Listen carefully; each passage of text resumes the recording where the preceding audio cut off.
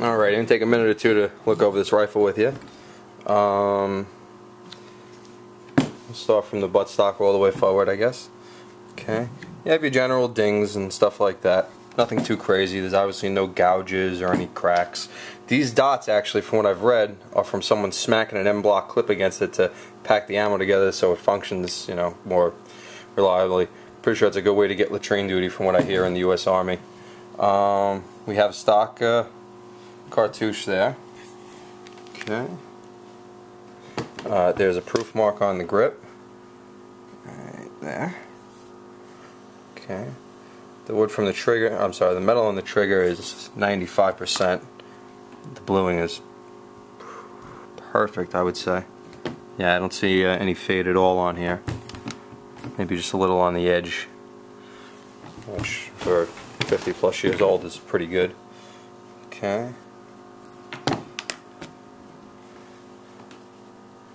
Looks like somebody used a tool at one point to pull the trigger off, which if you ever do need, you just put a screwdriver through here and it pops off. In fact, I'll show you how that works right now. Take the trigger out and take a look at it.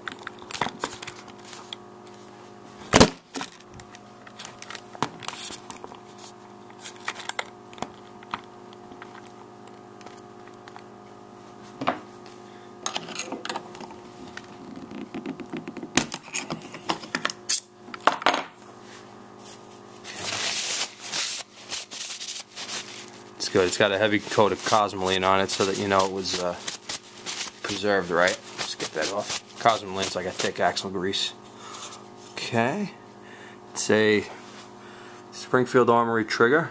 It's SA. At one point in the time, the safety was changed over to Harrington Richardson safety. I don't know if you can make the stamp off there, but parts are all interchangeable. Yeah.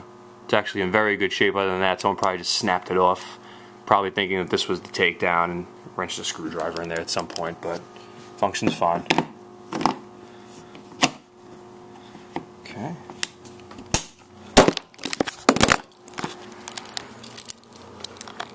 The only problem here is I can't keep the camera on the tripod. Alright. So, let's see, where were we?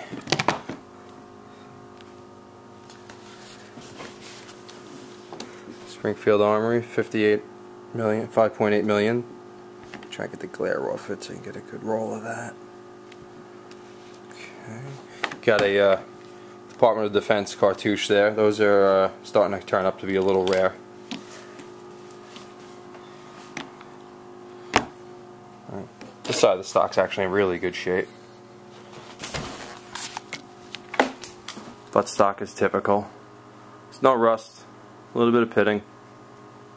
Nothing really seriously. I don't even know if you want to call that pitting. That's just wear, really. Okay.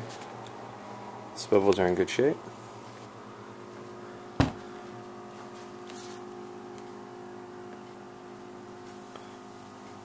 Pot belly of the stock's really nice. Okay. The gas tube has its traditional wear. Nothing really too serious. You could even go over that with a little cold blue, Casey's cold blue if you want. I generally just leave them the way they are. You know, it's just a pretty, you know, make it a little pretty thing. But who cares? Okay, I'm actually going to gauge this for you. I'll give you an idea of that. Okay. This is your standard M1 throw muzzle erosion gauge. Goes from 0 up to about past 3. 3 is unusable. They don't really wear much. If this was a collector's grade rifle, it would be between it would be hovering a little bit less than 2, which would be a collector's grade. The U.S. Army, I believe, uses them all the way up to 3. So let's get the gauge in there.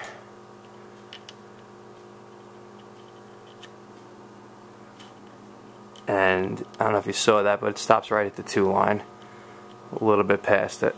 So a collector's grade rifle would be, that's a little better there. It's really sitting on the 2. So this is actually right around the collector's grade barrel. Pop her open. Okay. barrel of Springfield Armory, Springfield Armory from March of 1955. So this is the original barrel on the rifle. Brings the value up a little bit. And bear with me as I screw this tripod back on. And I'm going to go through the throat erosion test as well real fast. Okay. Basically there's two ways to test how much action the rifle has seen. And that was the muzzle erosion, which I just did. And the second is the throat erosion, which basically, this tool here, we're going to gauge the chamber and see how much wear it's had.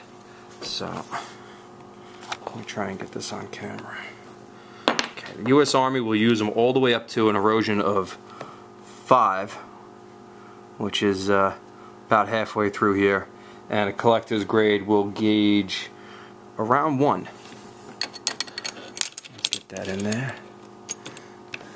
The trick is to get this without banging your finger. Okay. They call that Garand thumb. Okay. Okay. That slides in there at a 2.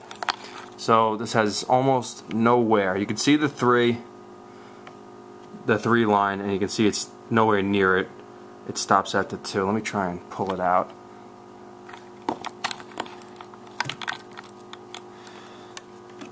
And show you the gauge.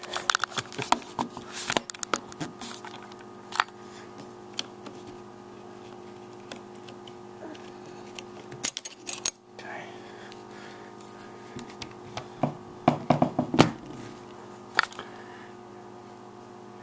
There you go. You can see the 3.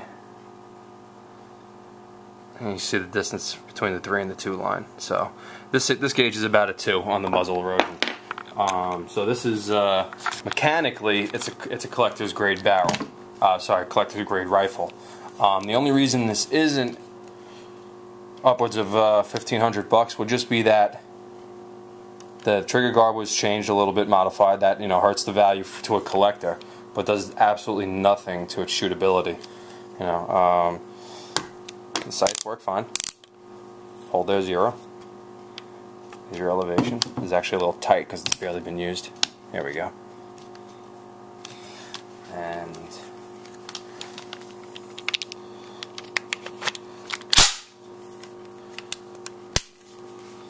safety's fine. Trigger's crisp. And yeah, she's a good shooting rifle.